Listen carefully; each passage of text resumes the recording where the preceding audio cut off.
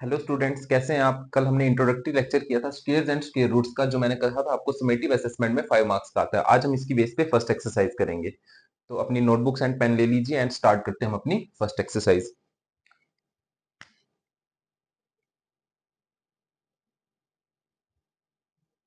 कल हमने कुछ प्रॉपर्टीज की थी। सबसे फर्स्ट इंपॉर्टेंट प्रॉपर्टी जो थी, उसमें हमें बोला था जो जहां पे यूनिट प्लेस पे 2, 3, 7 या 8 आता है वो कभी भी परफेक्ट स्क्वेयर्स नहीं होते। एक ये प्रॉपर्टी पढ़ी थी, एक हमने टेबल पढ़ा था जिसमें हमने बताया था यूनिट डिजिट पे अगर कोई नंबर होगा उसका स्क्वायर में यूनिट डिजिट पे क्या होगा।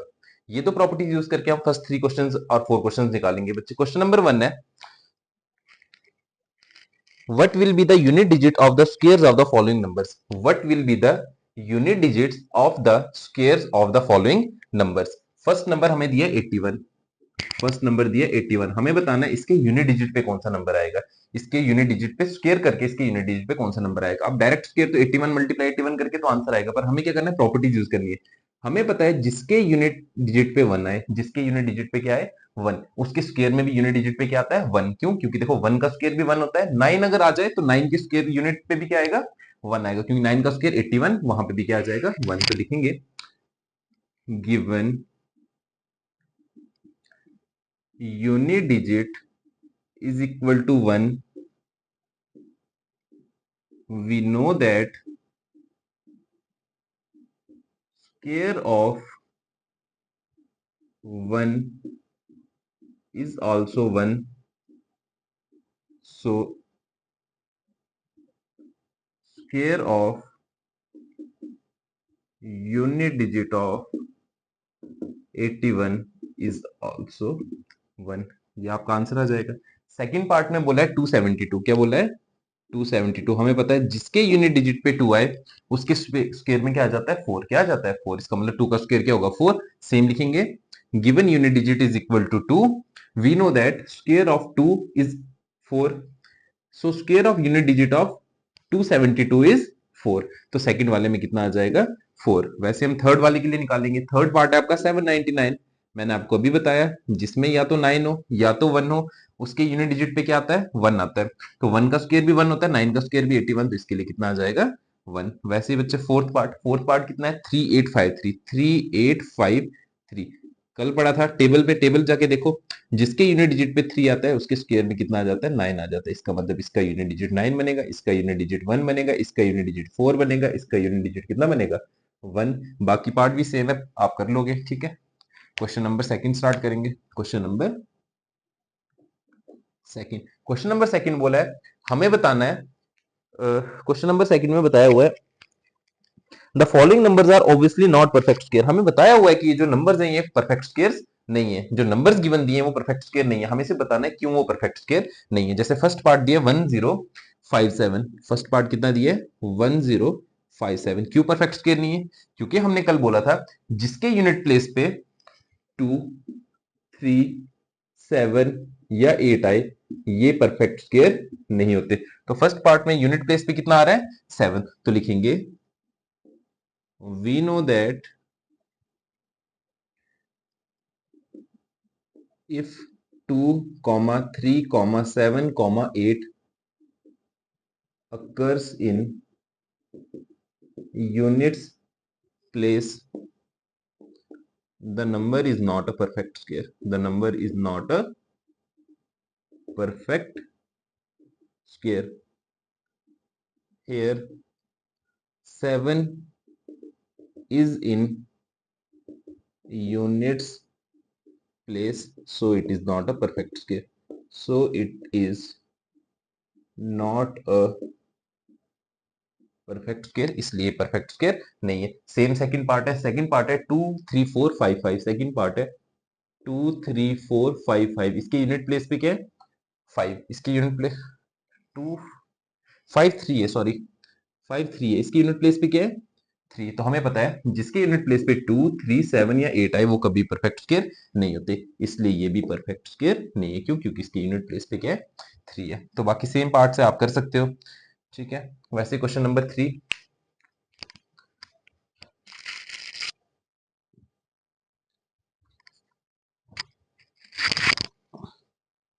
इसका स्क्रीनशॉट ले लीजिए एक बार। क्वेश्चन नंबर 3,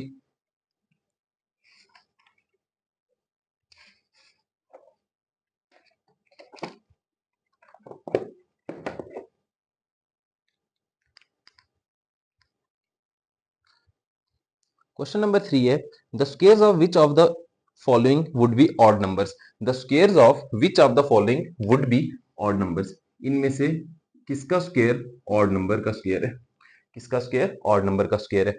फर्स्ट पार्ट दिया आपका 431, फर्स्ट पार्ट क्या दिया है 431। कल हमने प्रॉपर्टी पढ़ी थी the squares of odd numbers are always odd and the squares of even numbers are always even. The given number is odd, हमें पता है, we know that the squares of odd numbers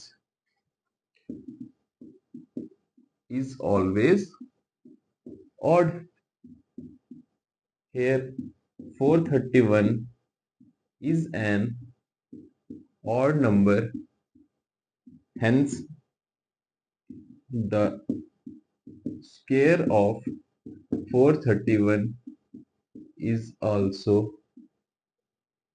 an odd number। वैसे second part दिया, second part क्या आपका 2826, 2826 क्या लिखेंगे, same as it is we know that the square of even number is always even। Here 2826 is an even number, hence its square is also an even number। Same है, अगर कोई odd number दिया है उसका square odd होगा, जो even number है उसका स्क्वायर इवन होगा। कल हमने प्रॉपर्टी पढ़ी थी, आप रिवाइज कर सकते हो उन प्रॉपर्टीज को, same as it is. 2-3 part और होंगे, कर लेना उसे। क्वेश्चन नंबर 4 पैटर्न बताना है हमें। क्वेश्चन नंबर 4 हमें पैटर्न बताना है, कुछ पैटर्न दिया हुआ है हमें बताना है। सबसे पहले जैसे 11 का स्क्वायर दिया हुआ है 121, उसके बाद क्या किया है 101 का स्क्वायर दिया है, तो क्या किया 10201, एक जीरो है यहाँ पे, गैप कितने 11 का आ जाएगा। उसके बाद दो जीरोस में दो जीरोस का गैप आ गया। अगर 3 जीरोस होंगे 3 जीरोस आ जाएंगे, फिर 2, फिर 3 जीरोस आ जाएंगे। पूछा किस किस के लिए, आपको पूछा है 4 के लिए, 5 के लिए एंड 6 के लिए, तो बनाते जाएंगे। अगर मुझे पूछा है 4 के लिए 1 2 3 4 इसका स्क्वायर, तो देखो 11 का स्क्वायर अगर 121 है तो इसके लिए भी क्या लिखना है 121। सेम पूछा है 5 के लिए 1 2 3 4 5 का स्क्वायर 121। इसमें कितने जीरोस है 1 2 3 4, तो गैप में भी कितने फिल हो जाएंगे 4, गैप में भी कितने फिल हो जाएंगे 4। 5 है तो गैप में कितने फिल हो जाएंगे 5, गैप में कितने फिल हो जाएंगे 5, बाकी 1 एज इट इज आ जाएगा। सेम अगर 6 का पूछा होता 4 5 6, कितना हो जाएगा 1 2 3 4 5 6, 1 2 3 4 5 6 एंड लास्ट पे क्या आ जाएगा 1। ऐसे हमें पैटर्न कंप्लीट करना है, इजी क्वेश्चन है। क्वेश्चन नंबर 5 उसमें भी सेम पैटर्न है, आप खुद कर लोगे। क्वेश्चन नंबर 5 कर लेना, ठीक है। इसका बच्चे स्क्रीनशॉट ले लो, फिर क्वेश्चन नंबर 6 स्टार्ट करते हैं।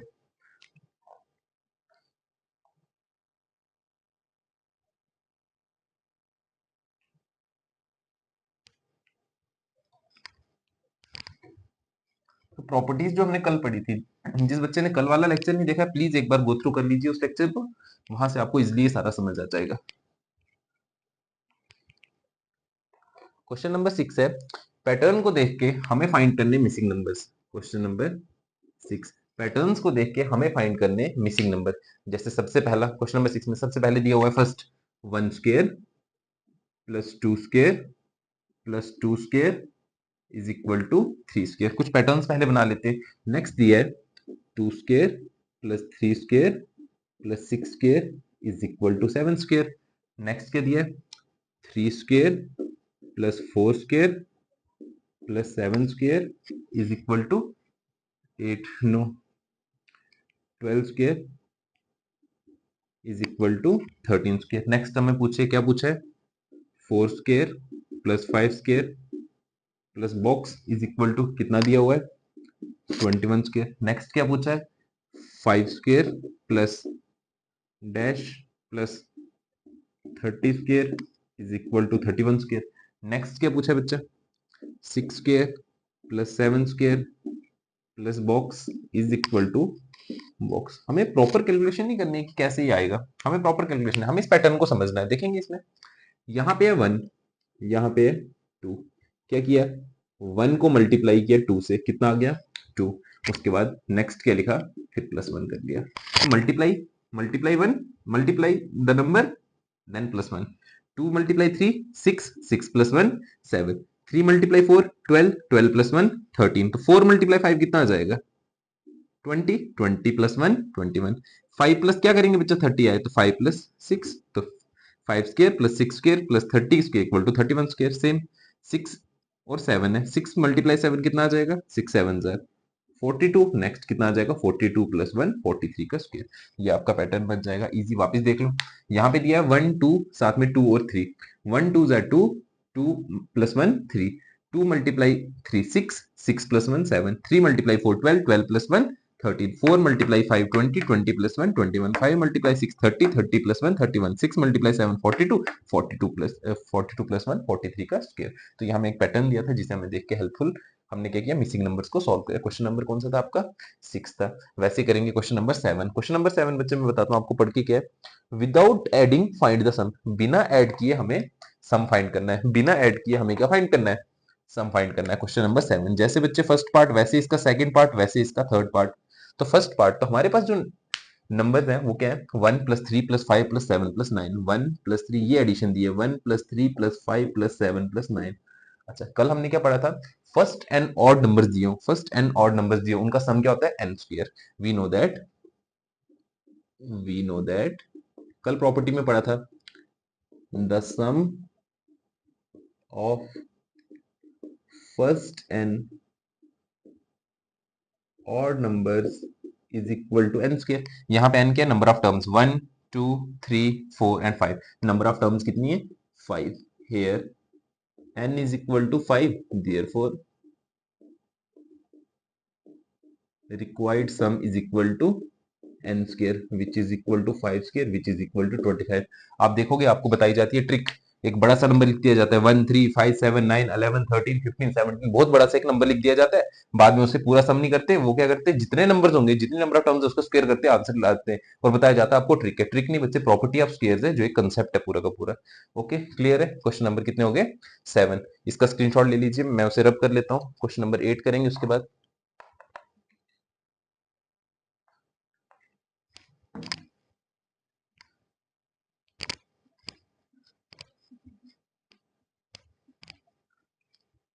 क्वेश्चन नंबर 8 है express 49 as the sum of 7 odd numbers. Question number 8 हमें एक्सप्रेस करना है 49 को सम ऑफ फर्स्ट पार्ट। जैसे बच्चे 49 है वैसे हम बाकी के लिए भी कर सकते हैं।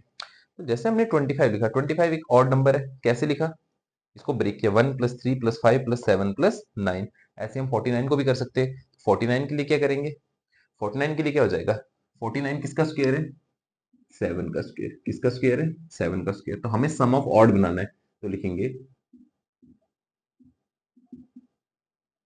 रिक्वायर्ड सम पैटर्न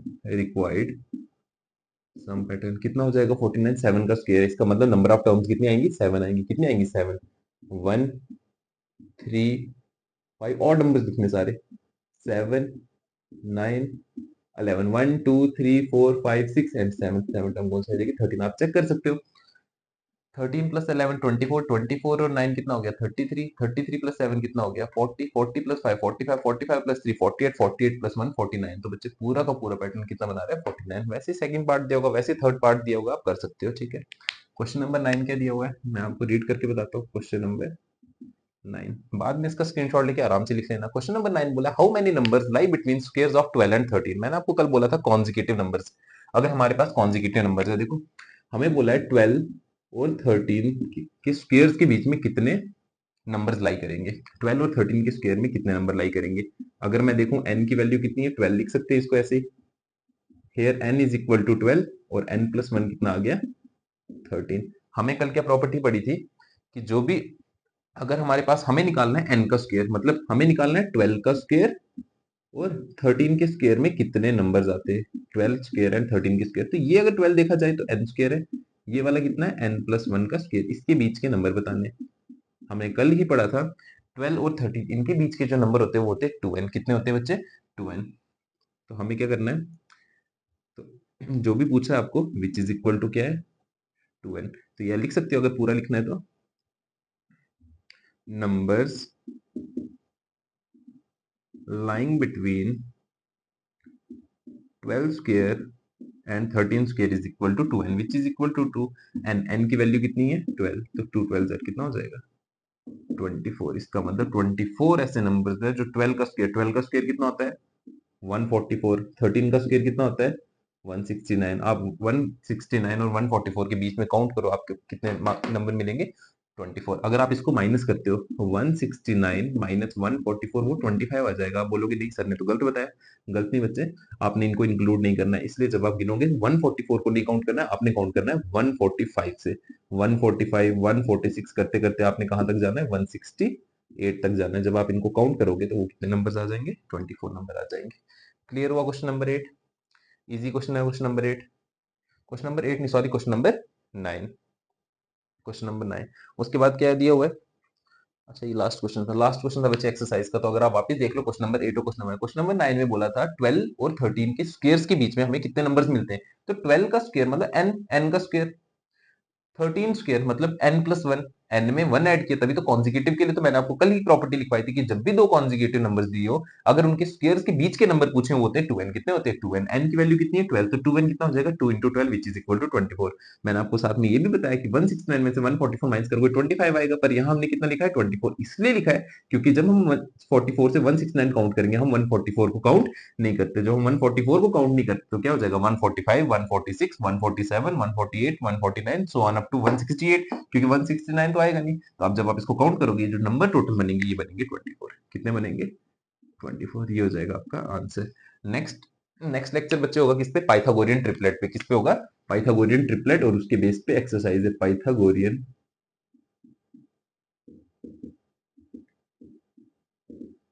ट्रिपलेट, और इसके बेस की एक्सरसाइज है। सेकंड लेक्चर आ जाएगा।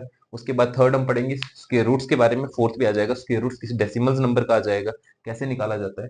तो बच्चे इंपॉर्टेंट चैप्टर है, आज नहीं आगे भी काम आएगा। जितने भी आप कॉम्पिटेटिव लेवल के एग्जाम देते हो बच्चे, उसमें ये हर जगह पूछा जाता है। ठीक है, आप इसका स्क्रीनशॉट ले लो अगर नोट कर लिया है तो। ओके, मिलते हैं फिर नेक्स्ट क्लास में। थैंक्स।